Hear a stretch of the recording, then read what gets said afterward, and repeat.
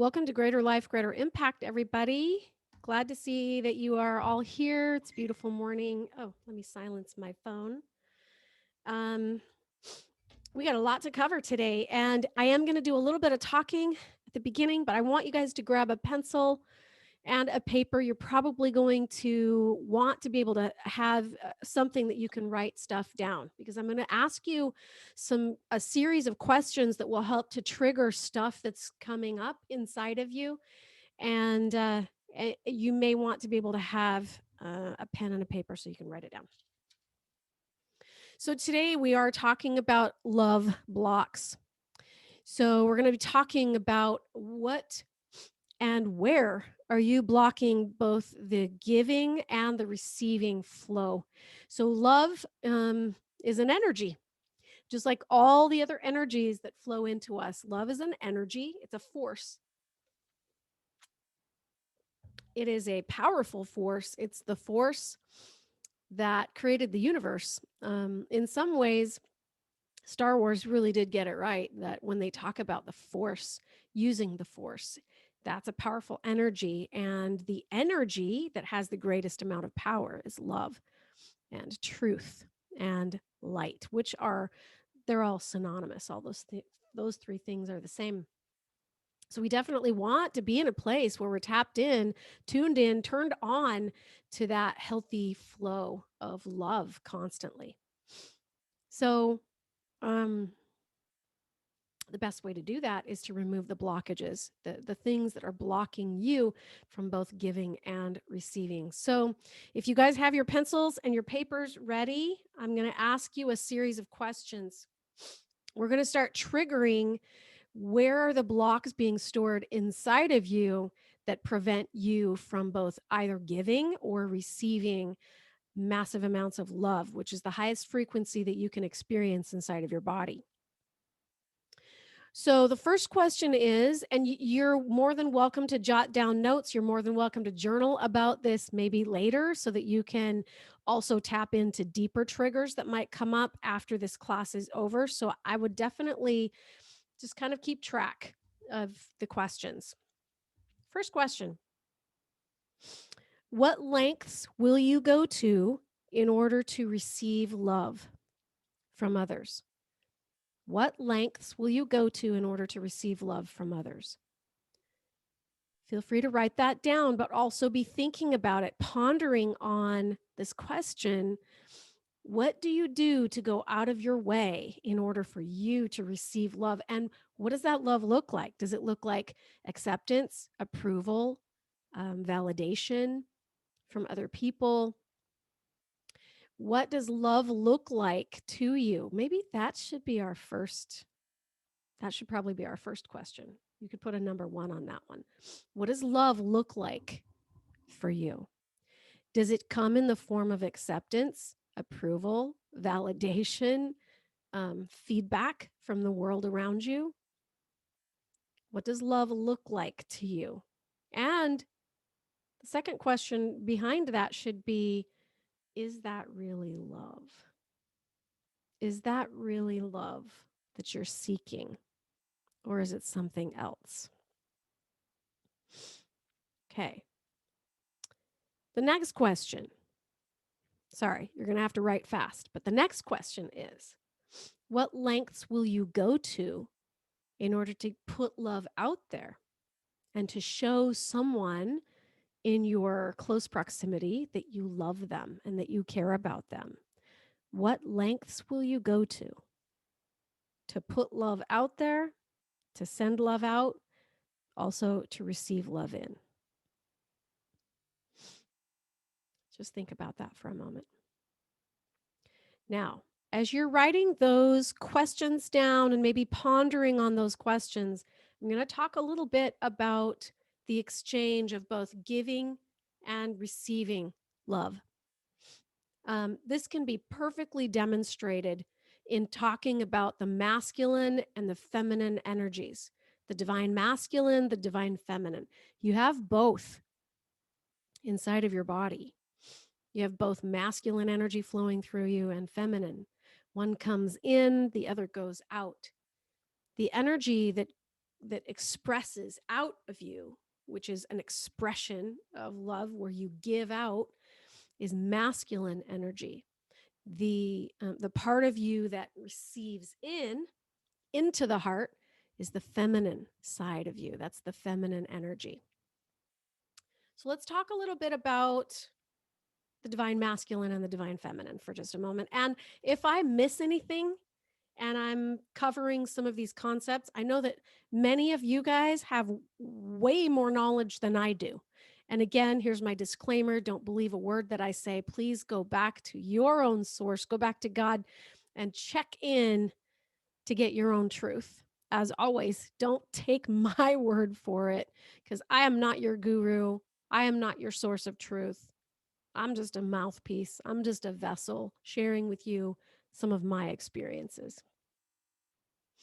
Okay, let's talk about the divine masculine and the divine feminine. So, masculine energy, like I said before, we have both energies that flow through us. And the goal is to have both of those energies be in harmony and balance and synchronicity with one another. So, as the divine feminine energy flows into us and pours in, she receives. The woman receives, the man gives. Right? Just think about even sacred sexuality and the roles there. That's not just metaphoric. That is a literal example of how the energies flow. In my mind, I always pictured the divine father. So God, Father God, just holding this big, beautiful space for mother to dwell in and to operate in. And she heals and she creates and she nurtures. And she does that through intuition and spirituality and emotion. And she gives birth. So, I mean, the divine feminine is a powerful energy that resides within us. It's what creates. Like all creation of the universe has been birthed through the divine feminine energies. It's a powerful creative force, but it can't do its work without being equally yoked to the divine masculine. So it doesn't make her better than anyone. It doesn't make her better than the masculine or him better than the feminine, but they both have to be equally yoked in balance and harmony with each other in order to fill and perform their proper functions, to fill the measure of their creation. Right? So we have this beautiful Father God image. This is just in my mind, right? But I have this image of him. He's expansive and big and huge, and his love just emanates out. He is just so full of love that he emanates out in every direction. He shines, but he holds this beautiful, nurturing, safe space for mother then to nurture and to heal and to create and to give birth to creation. Once she has given birth to creation, Father then holds space for that, but he organizes it. He uses science and logic and reason and brute force and strength and power um, to make sure that creation comes to fruition. Right? He is the driving force. He is out there getting stuff done with a driving, powerful force. She is in this safe space, this safe harbor that he's created for her, creating and nurturing and healing and receiving. And he is the expansive expression of that, putting that creation out there, putting it to form, making it, bringing it into divine order. So if you think about the properties of the divine masculine, they're about going out and getting stuff done, right? We're going to get stuff done. We're going to get from point A to point B in the shortest distance because we are efficient and we are using logic and reason. I mean, look at what the divine masculine has created. just this past weekend, my husband and I celebrated our 33rd wedding anniversary.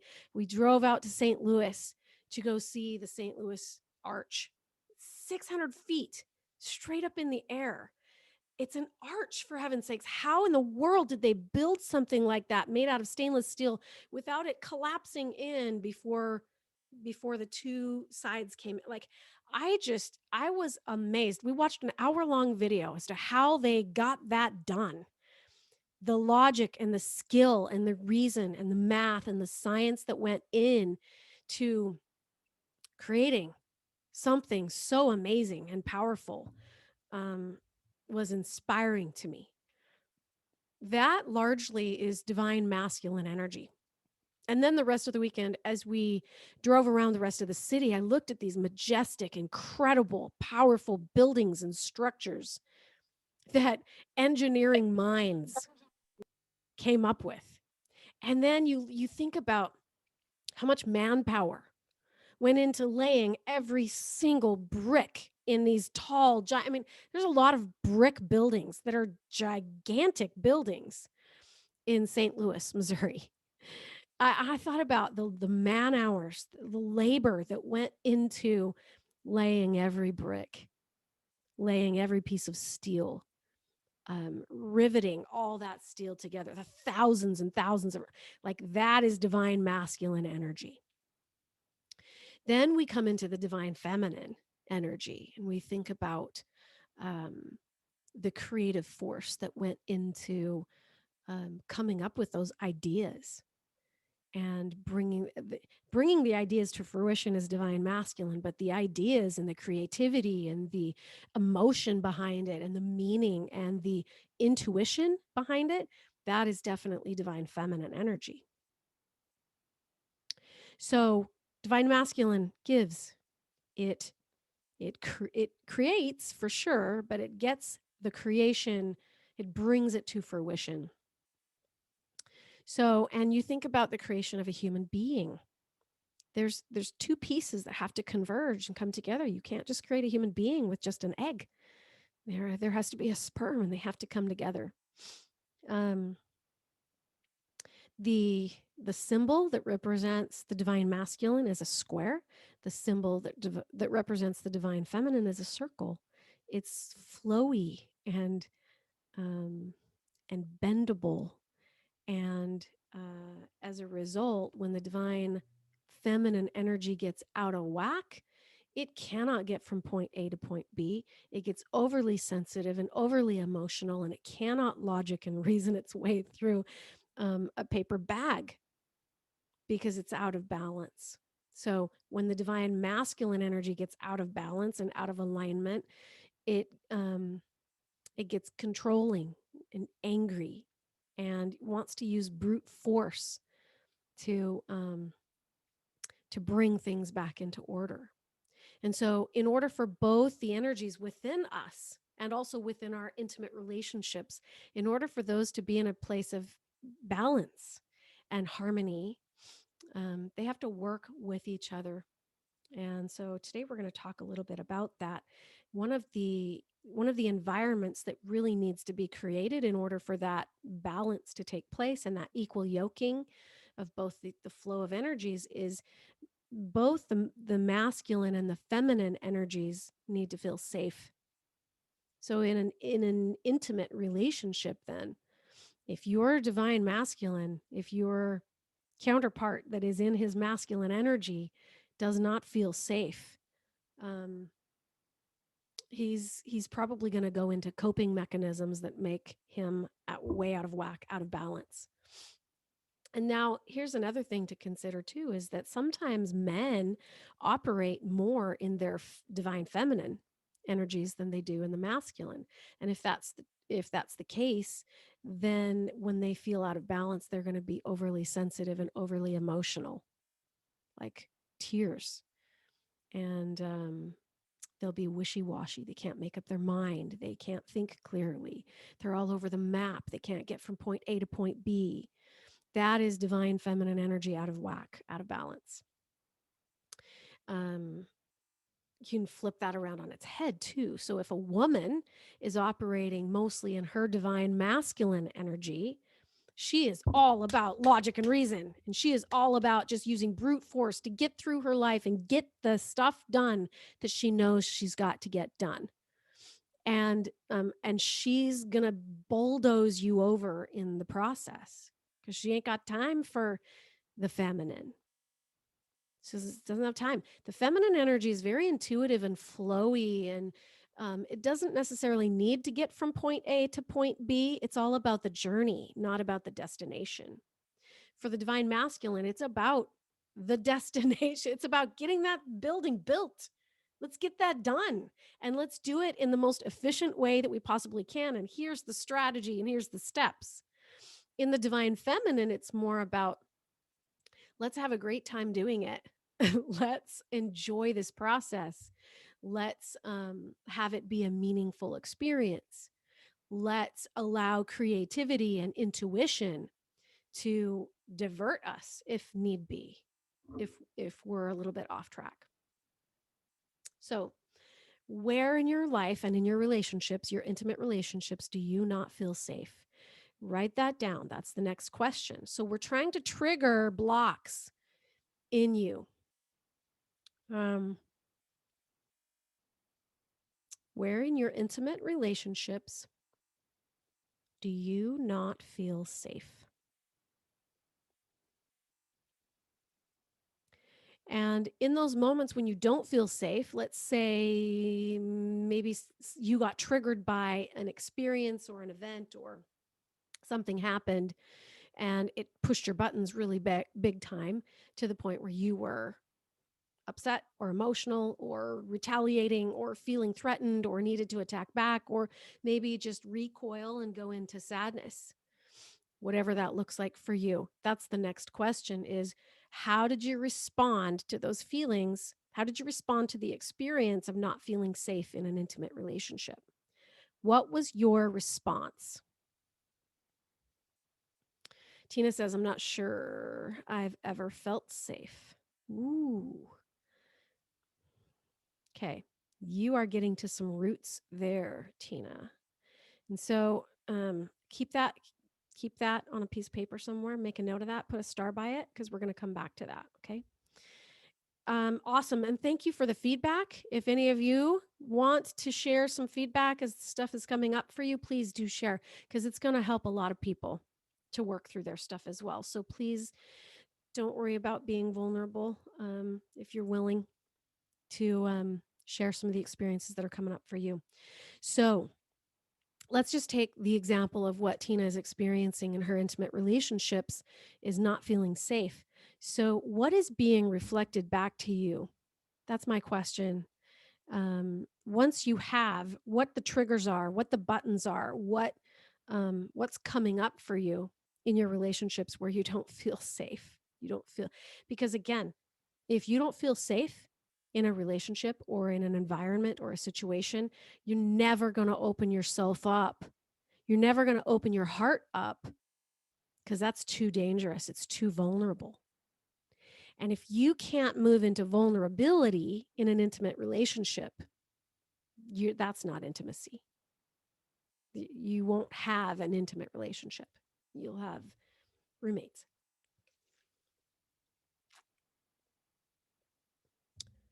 So the next phase is we're going to identify what are the issues coming up. So Tina's, for example, was I've never felt safe. That's the issue coming up. So you identify what the issue is for you. In your intimate relationships, how do your buttons get pushed the most? What is the issue for you? Write it down. I'll give you just a few minutes to ponder and reflect on that. What do you resort to? What are the behaviors? Do you withdraw? Do your claws come out? Do you get angry? Do you say hurtful things or do you just go into inner hurt and hold on to that hurt and that wounding in your heart? What behaviors do you resort to?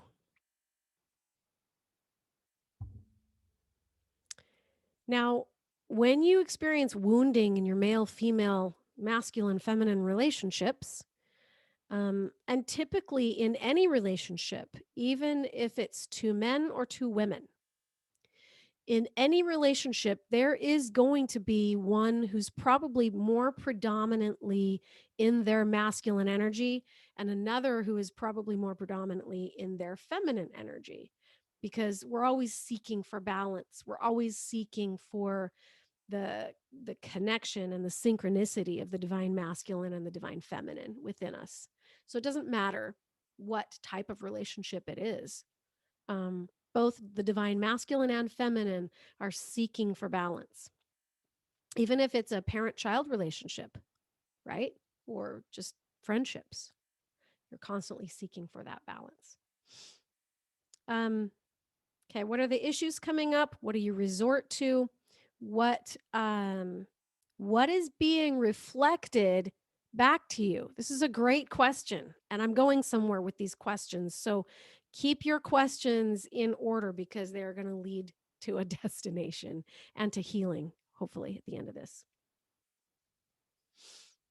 What is being reflected back to you? In those moments where you're triggered, where your buttons are being pushed the most, where you feel out of balance and not equally yoked and unsafe, what is being reflected back to you? So, you may write down an inner belief such as, I'm not safe, I'm not lovable, I am not loved, I am not worthy, something's wrong with me, or maybe something's wrong with the world. Maybe you might have a belief that something's wrong with this world, something's wrong with that person, or something's wrong with me. Okay. So, with that being said, I want you to write down mother/father wounding. Most of the time, well, we could probably even say almost all of the time. We could probably say that and be accurate, but I'm not going to give absolutes. But, anyways, most of the time in intimate relationships that you're seeking to have, where there's an imbalance in that intimate relationship, it's because there is mother-father wounding. It typically will go all the way back to your childhood. Now, in your life and in your career and in your daily pursuits, the things that you're really good at, the things that you shine in, some of that childhood wounding you can hide behind and no one's going to see it. But when it comes to being in an intimate relationship, you can't hide that inner child that's wounded. You can't. They're going to come out like a grizzly bear out of the woods for raw meat. Right? So if you're seeking for a loving companionship relationship, like we all naturally, it's a part of our human design, right? We're all hungry for intimacy and connection. So when you seek for intimacy and connection in any kind of relationship that you're seeking it in, then that inner wounded child is going to come out. They are going to be seen.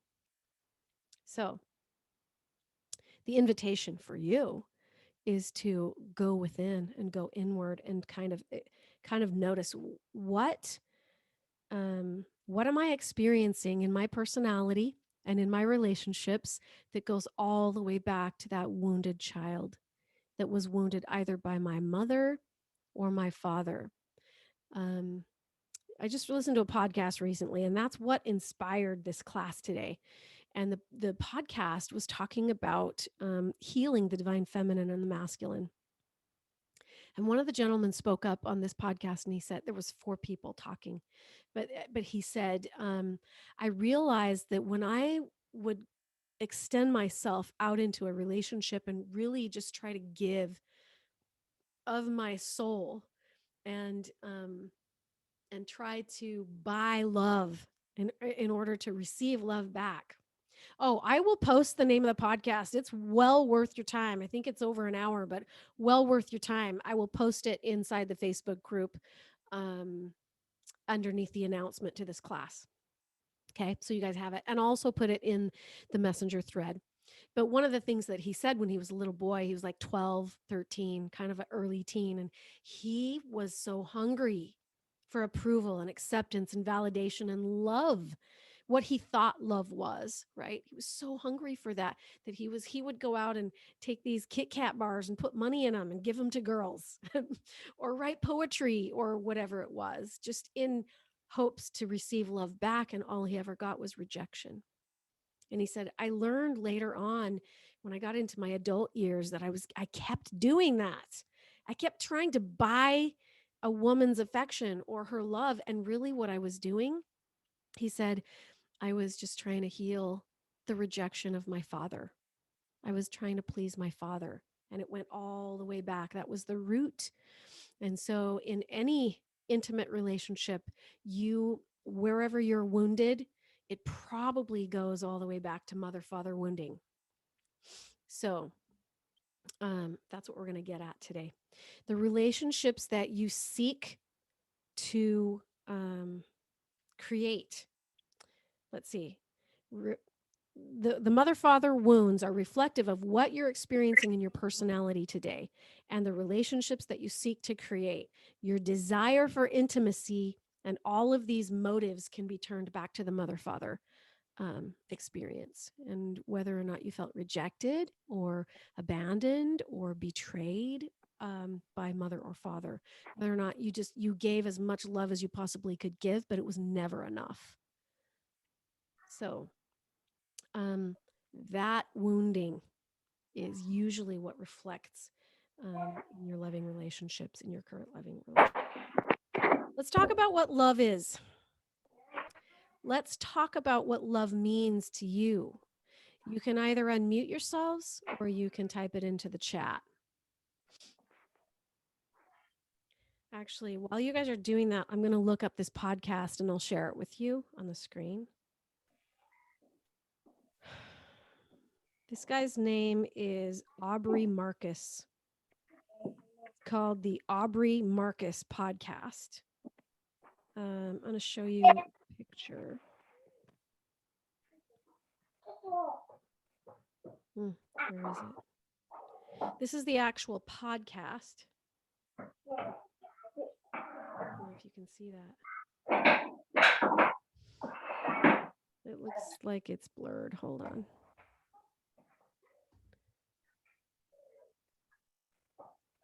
I'm going to show you.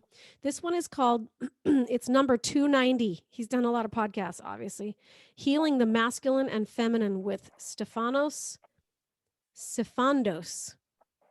Christine Hessler, and Vilana Marcos. I can't spell those. I'm going to go back to his, actual, that's what it looks like. Really great podcast. I think I'm only halfway through it, but let's go back to the original question and then go ahead and unmute when you're ready to answer the question, which is, what is love? What does it mean to you to both give and receive love? What does that look like for you?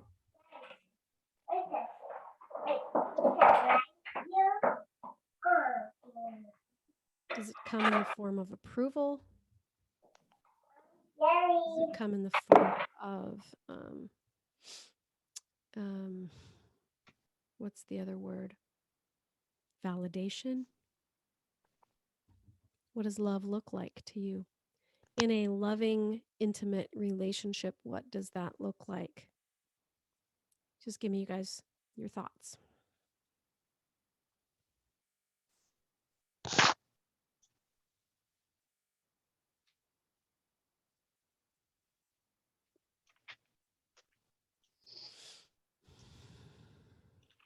Here's the other thing to remember. If we go back to parent wounding, mother, father wounding, if you are still walking through your life seeking to please your mother or your father or make them approve of you, you will never be enough in any of your relationships, ever. So that's got to be healed. It's got to be cleared up.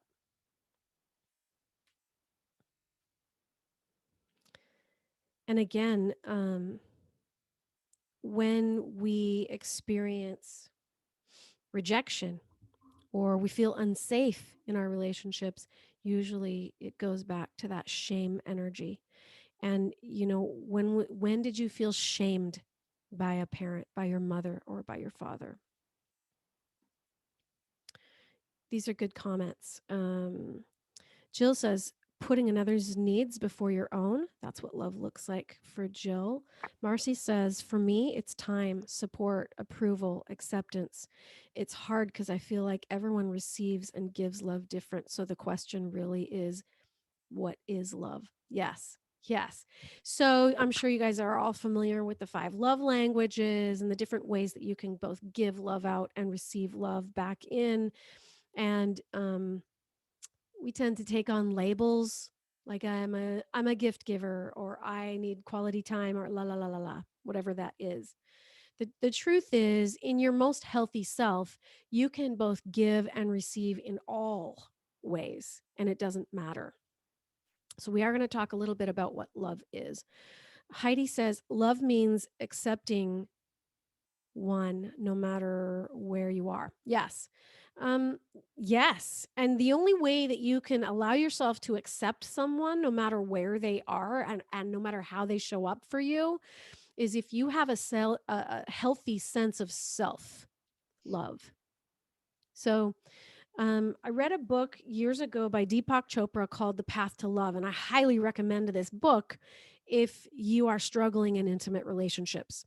I only read the first 3 chapters, and then I lent the book out to someone. I never got it back, and I haven't purchased another one. But for me, the first 3 chapters was all I needed. And in the first 3 chapters, he talked about how love is not you going out into the world seeking someone that can gift you the feelings that you're seeking for. That's what the world teaches. Shalice, the book is called The Path to Love by Deepak Chopra. It's an old book. I think he wrote it in the 90s, but it's a fantastic read for gaining an understanding and a perspective of how to have intimate relationships.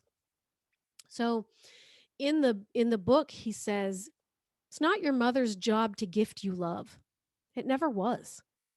It's not your father's job to gift you love. It's not your spouse's job to gift you love. It's not your children's job to gift you love. And it's not your job to gift it back to them. That's hard to hear for a lot of people, because when I say that in coaching to people, they'll say, well, then what is even the point in having a relationship if you're not going to receive anything back after you've given and given and given everything out? I think it, I think it, the concept of what love really is deserves to be known. So if you think about what is the first great commandment, it is to love God. And part of that loving God is receiving his love unto yourself, being able to be a receptacle of his love. What is the second great commandment? It's to love yourself. It's worded differently, but it's to love your neighbor as yourself. You cannot pour love out onto another human being. You can't do it if you don't know how to receive love from the appropriate source, and if you don't have love for your own self. Because to the degree that you're tapped into the divine and receiving that love, but also to the degree that you love yourself genuinely, is to the same degree that you will be able to flow love out of you and give in that way that is meaningful to you and to others. So here's how the world teaches what love is. The world teaches and programs us to believe that it's your job to go out into out into the pond and find another human being that you feel connected to, and then you're supposed to feel those juicy feelings that flow back and forth between you, and but then as the relationship develops, as soon as that person can no longer gift you those good feelings, then you have to either leave them or hate them because they're not gifting you those good feelings anymore. That's what the world teaches. Watch any movie, read any book. That if someone cannot satisfy the feelings that you feel inside of you in any given moment, or if they're triggering bad feelings inside of you, you have to hate them or retaliate or la la la la, whatever. That's not love, that's manipulation. I was just watching a movie with my husband the other night, 2 nights ago. We were watching a show, and it was about these little children, and they were hockey players, and somebody had made a mistake or made a blunder. This little boy made this blunder, and the whole team turned against him because he made a mistake.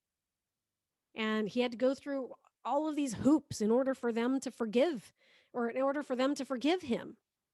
And I was thinking, this is ridiculous. Like, what manipulation? What manipulation to think that you owe me my good feelings.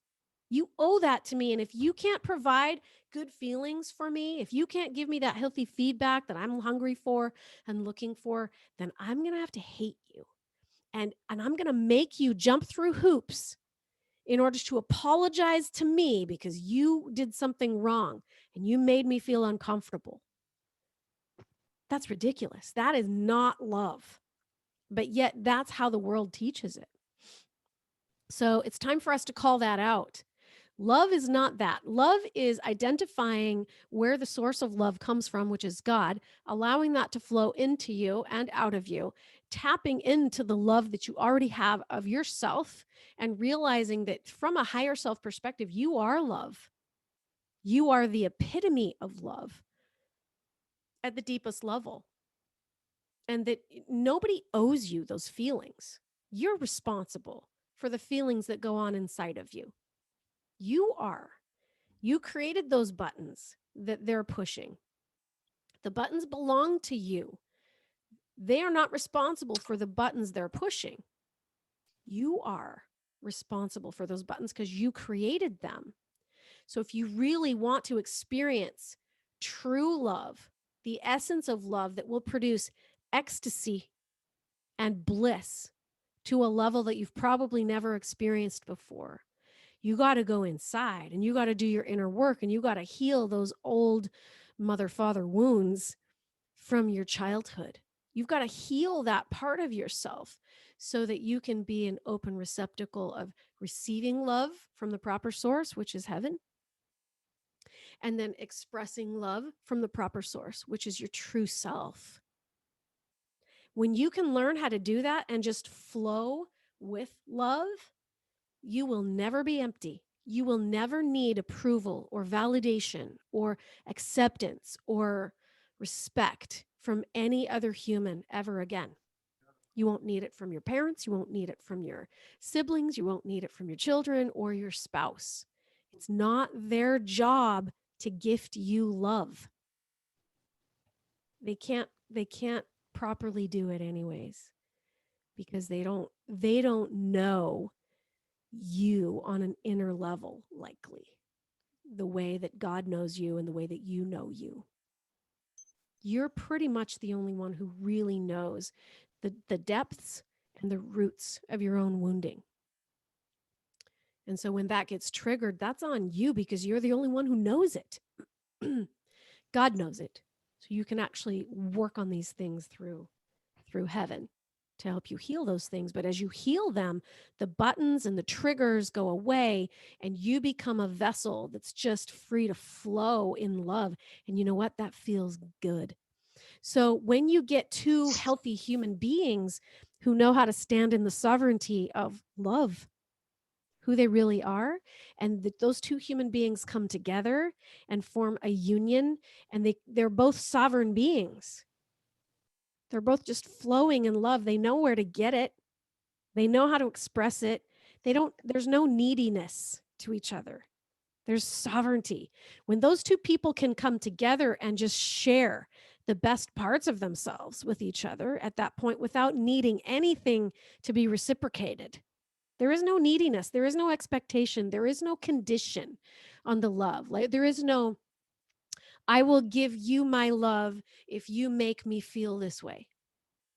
But if you can't make me feel this way anymore, I'm not going to give you love anymore. That is not love. That is not. That's manipulation and control. And we know where that comes from. And isn't it interesting that that's the predominant narrative in a society that's seeking for love? It's crazy. So, again, love is the flow of love comes from this place. A healthy person who knows how to access the source of love, which is God, and express love through themselves, which is your higher self, which is love, and can stand sovereign in that. When that person, that kind of a person, so sovereign spiritually, can come together with another healthy person that is sovereign spiritually, and they share the best parts of themselves or just love back and forth without needing or wanting or expecting. There's no tethers. They expect nothing from the other person because they are a sovereign being. I don't need them to gift me these good feelings. I am the good feeling. I am the good feeling. I'll share it with you though. And when you share that with another person and you're willing to be open and exposed and vulnerable and raw, even when you don't feel safe, that's intimacy. It's surrendering completely and entirely to that other person. That's sharing. That is unconditional love. And I can't tell you how many times in relationships that I've had that are intimate relationships where I have said to the other person, don't apologize for your behavior. Don't apologize for your la la la la la, because everyone's always on eggshells going, oh, I'm so sorry I messed up. Oh, I'm so sorry I didn't make it to the appointment. Oh, I'm so sorry I didn't text you. Oh, I'm so sorry I didn't meet your expectation. I don't care. I don't need that from you. I don't have expectations I put on you. You owe me nothing. If you want to be my friend, you owe me nothing. The fact that you don't ever call me or like if you say that to a spouse or to a friendship or whatever it might be, um, that has no bearing and no significance on whether or not I love you. My love for you is unconditional, non-tethered. There are no tethers, there are no expectations. You don't have to earn it. It's just always there. I will always love you, regardless of what you say or what you do or anything external. That love is infinite. It's an expression of who I am.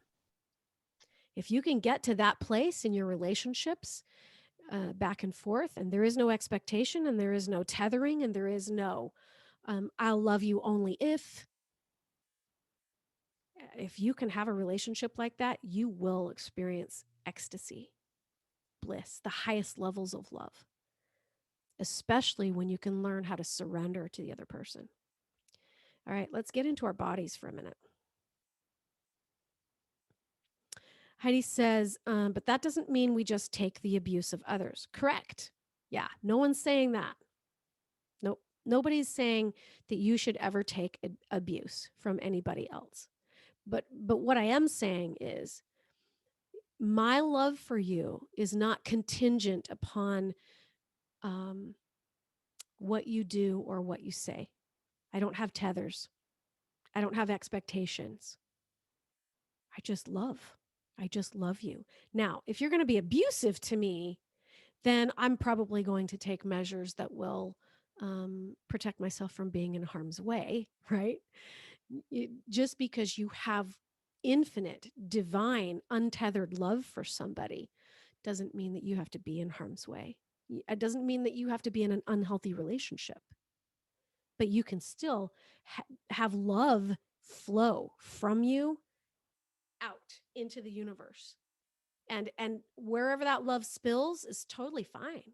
Like it's like the sun The sun sitting up in the heavens doesn't go, I'm really mad at you today.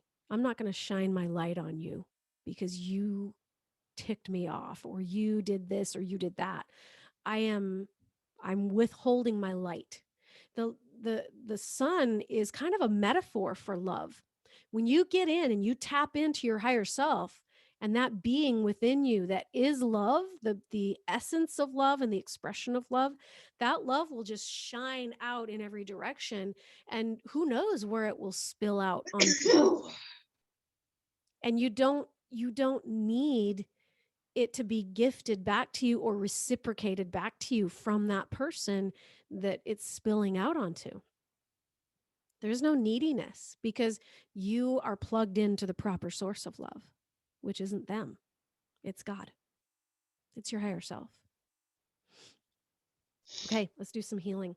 Let's go back to your questions. Let's go back to mother, father wounding. We're going to work on, what time is it? We've got 15 minutes. Whew, let's see what we can do. We're going to work only on, well, let's take a vote. You want to work on mother wounding today or father wounding today? Type it into the chat. Ready, go. We'll take a vote. Someone says mother.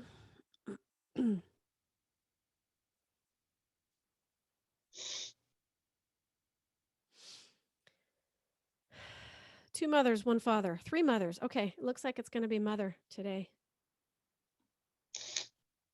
Okay, father's catching up. We're going to have a tie. Okay, let's go to mother. All right, so write down mother. Write down your mother's name on a piece of paper at the top of the paper. We're going to go into mother wounding. You can also repeat this exercise for father wounding.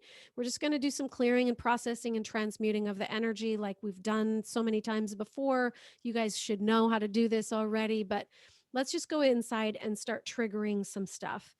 In regards to mother, you can call her by name. You can just write down mother at the top of the page. Think of a time in your early childhood where you did not feel safe around mother, where you did not feel accepted, approved of, loved. In the divine feminine, often when we go into the divine feminine, sometimes we will resist going into the divine feminine because we think we're going to lose our power, because we think it's not powerful. It's too emotional and intuitive and fluffy and non-tangible and not logical, and it doesn't get anything done. But that's not truth. The divine mother loves, she nurtures, she creates, she heals, and Father holds space for that. So I want you to think of the divine mother for a moment. You can also write down across from your mother's name, the divine mother. Think about the attributes that she has. Think about the things that the way that she gives to you and nurtures you. I want you to think of yourself as a little child and go all the way back to the way that your mother triggers you. How has your mother not accepted you, abandoned you, betrayed you, shamed you, harmed you? She may not have intended to do those things to you. What mother would do that intentionally to their child unless the mother herself was wounded?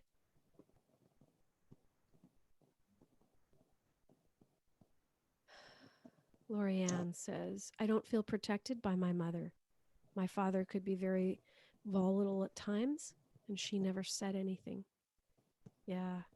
And could it be, Lorianne, that maybe she was afraid of him? Could it be that maybe she was afraid of him? So I want you to go to that scene. Everybody paint the picture in your mind that you're being taken to in this moment. Go back to that little child where the father was being scary and volatile, or whatever the situation is for you. Create the memory, light it up, hover over that memory as if you are an angel of light, just watching over it and observing the experience as it's playing out. Hover over it and watch and listen. What are the feelings that are going on inside of Mother in that moment? And how do you relate to her feelings? What are the insecurities? What are the pains being triggered inside of Mother in that moment? And how do you relate to those feelings? What are the beliefs that Mother has about herself in that moment? And how do you relate to those beliefs about yourself?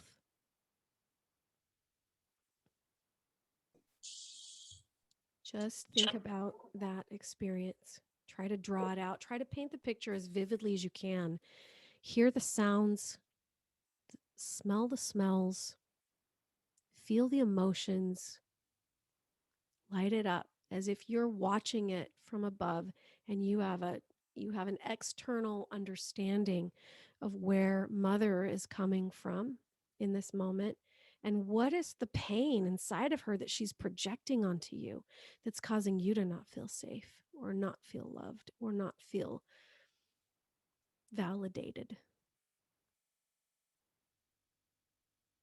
So with that understanding now that you have of possibly where Mother is coming from as a human being just like you, an adult human being just like you, who has fears and insecurities and frailties and fragility and wounding herself.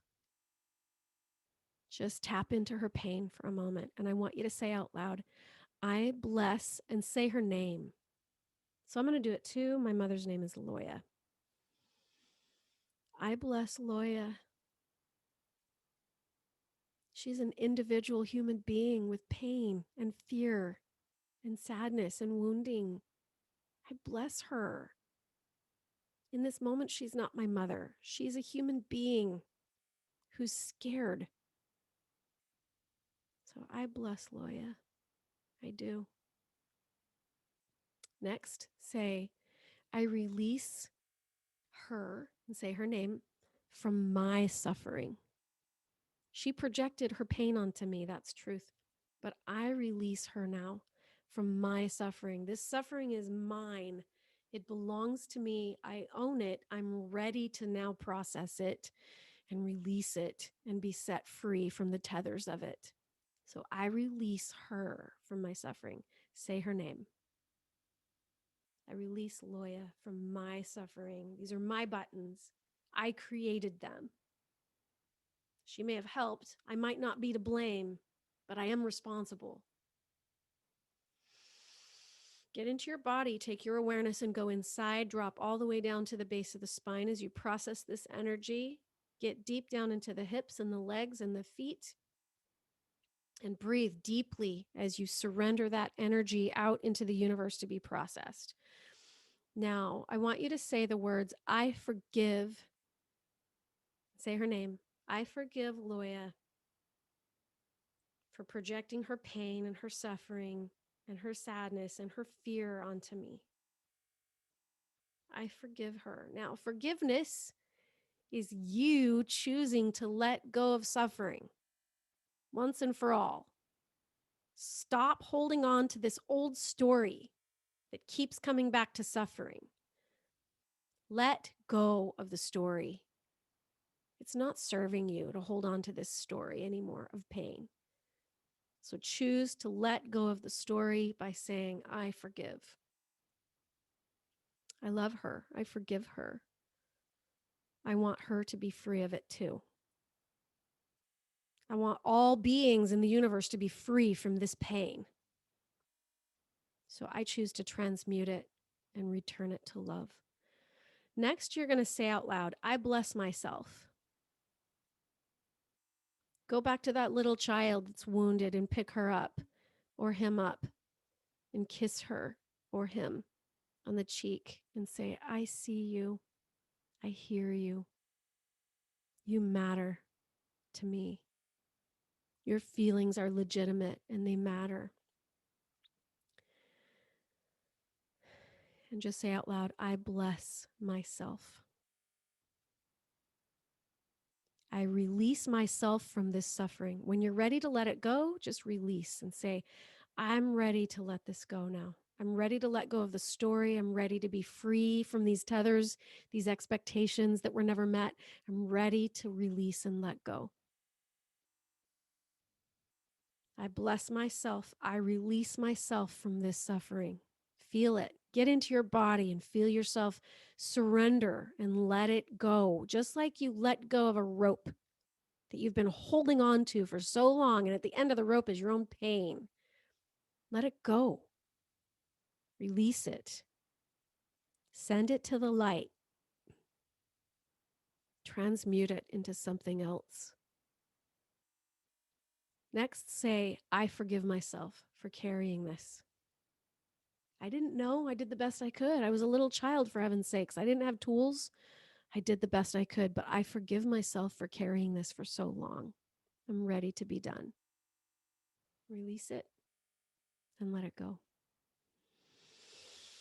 And breathe deeply into your body. Drop down to the base of the spine, down into the hips and legs and feet, and just breathe out all that tension. Release, release, release, release. Let it go. Just feel yourself surrender to the relaxation, the softness of love and safety. You were never not safe. There was never a time in your mortality that you were not safe, ever. You have always been safe. You just didn't know. You're an infinite being, for heaven's sakes. Nothing can threaten infinity. So you were never not safe. You were just a little bit blind. So release that, let it go. Tap back into your higher self at the base of the spine and breathe into that. And just say to yourself, I forgive myself for holding on to this. I didn't know I was doing it. Let it go. I forgive myself. Now, to your higher self, I want you to say out loud, I love you. I love you, self. You beautiful self. I love you. You can look in a mirror and do this. It's even more powerful to look right into your eyes. But say, I love you. I'm so sorry. Please forgive me. Thank you. I love you. I'm sorry. Please forgive me. Thank you. I love you. I'm sorry for what's inside of me that's out of alignment with love. Please forgive me for that. Thank you. Now think about your mother. Call her by name. Just tell her, Loya, I love you. I do. You are a divine human being, just like I am. I'm sorry that I didn't see you that way. I'm sorry that I was disconnected from you. I'm sorry for what's going on inside of me because of my judgments of you. Please forgive me for that. Thank you. And can you give yourself permission to see your mother as her higher self, as an adult, grown, mature, spiritual being who has every right to repent and heal and to step into the presence of God just like you do? She has every right to be resolved just like you do.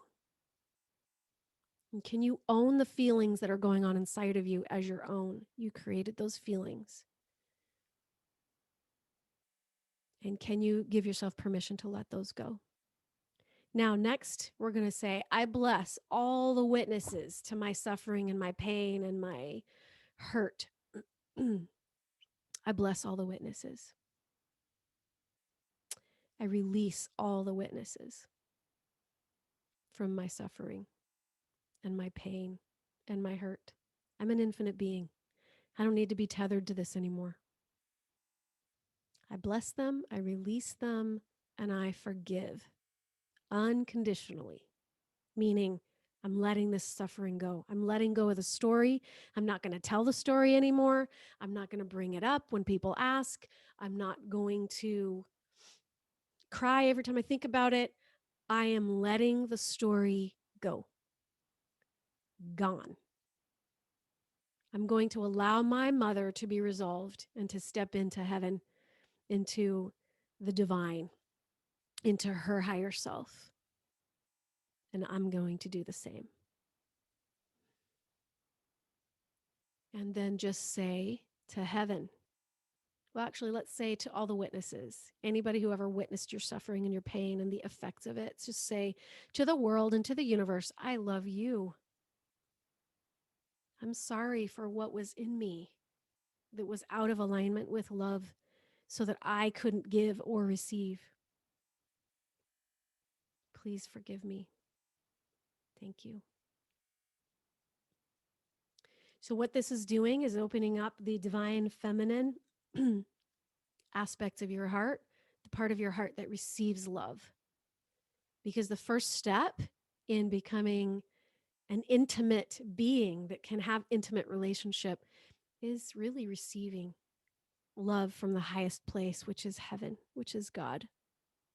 So we're going to open up that part of your heart so that you can now receive love from God. So now I want you to say out loud, use your voice and say it. I love you. Say it to God, say it. And for me, God is Father, Mother, the whole God family, Christ, his companion, the companions of Christ, whoever that is, right? We have many siblings in the God family and we have parents in the God family. So there's a lot of beings in the divine, that realm.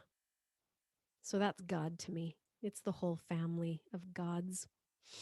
So you can just say, I love you, and say it to the God family. I'm sorry. I'm sorry I didn't see you. I'm sorry that I misjudged. I'm sorry that I was disconnected from your love. I'm sorry that I blamed it on other people. I love you. I'm sorry. Please forgive me for being out of alignment with you, heaven. Thank you. I love you. I'm sorry. Please forgive me. Thank you. I'm sorry for what's going on inside of me that I created that made me step out of alignment with love between me and you. Um, we're not going to do a separate class on opening up the divine masculine, but I highly encourage you so that you can create a balance of flow. I highly encourage you to go back through this exercise again. Um, you're not going to be able to get the recording from Facebook because they won't let me dump these recordings into the Facebook group anymore. For some reason, Facebook is censoring so much of what I'm doing. So it's nobody's fault. It's just how it is. If you want to purchase the replays of all of these classes, you can go to my website to do that. And if you need help finding that, you just reach out to me, and I'll share with you where to go to get that. But you do need to go through this experience again with the divine masculine now and do the healing and the forgiveness work and figure out how you've been wounded. What are your father wounds? What are the father wounds? And how is that preventing you from giving love out into the world? Oftentimes we shrink from stepping into our divine masculine because we're afraid that we're going to lose our freedom. And we're afraid that we're going to be too powerful or we're going to bulldoze people over. Oftentimes we're afraid to step into the divine feminine because we're afraid that we'll be seen as weak. We got to be willing to embrace both. And isn't it amazing how God designed many of our relationships in this earth life to be a partnering of the divine masculine and the divine feminine coming together to remind us where we're out of alignment. So I would invite you at this point in time to just put your hand over your heart and say out loud, where inside of me have I blocked myself from either giving love out, which is the divine masculine, or receiving love in, which is the divine feminine? Where in my life am I blocking myself from giving love? And take a look at that. What's at the root of that? What are the memories, the experiences? Who do you need to forgive? Like, where are you holding that and storing it in your body? And can you process that and release it and let it go? And where in my life am I blocking myself from receiving love in or giving it out? So find those. Let's start creating a more healthy balance. Stop putting expectation on the people in your life to gift you those feelings. It's not their job. They're not even qualified to gift you the feelings that you're seeking, which is true, authentic love. Well, that's who you are. If you really want to feel and experience love in an intimate way in your life, the first step is you got to connect to God. Second step is you got to connect to your higher self, because that's who you are. And then the third step is, then once you're in a sovereign, healthy place and there's no tethers and there's no expectation and there's no I need, or I want, and you owe me. Once that has been released and removed, then you can just step into these relationships where you just share the best part of yourself with the other person when there's no expectation, and it's freedom. When you get to a point in that kind of a relationship where you can totally and completely surrender all and be vulnerable and exposed, like the innermost parts of your heart are vulnerable and exposed, then you've reached a level of ecstasy and intimacy and bliss that most human beings will never experience, because they have too many barriers, they have too many expectations, and they have too many rules around what love can and cannot be. So I invite you on that note to go out into your relationships and just be the epitome of love. Tap into the source of love that you need in order for it to flow, so you don't get empty. For sure. But that's step one. Think of the two greatest commandments. Love God, love yourself. Then that love from God can flow and spill out on everyone around you, and they will feel it. And they likely will reciprocate it, because they'll feel it so powerfully coming from you. All right. Thank you. Thanks for being on here, everybody. Hey, Jolene. Thanks for being on here. Yes, this was a beautiful broadcast. So many great healings took place today, healing the divine feminine within us. I hope that you guys will go back to your notes and do the same thing for the divine masculine, so that you can put yourself in a healthy place. Then step into your relationships from a totally different paradigm and see yourself as the love that you think that you need. All that you think that you deserve and that you need and that you want and you desire, you are all of that. So learn to tap into that and surrender to it and just be it. And your relationships will be beautiful and sacred, and they will flow with love, the levels of love that you likely have never experienced before. So, all right. Good class today. Thank you guys for being here. Thanks again for participating.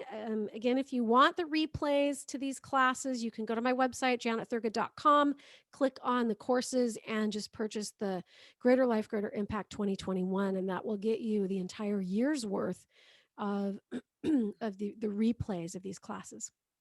Also, we have a major issue with Facebook. Actually, let me stop the recording here.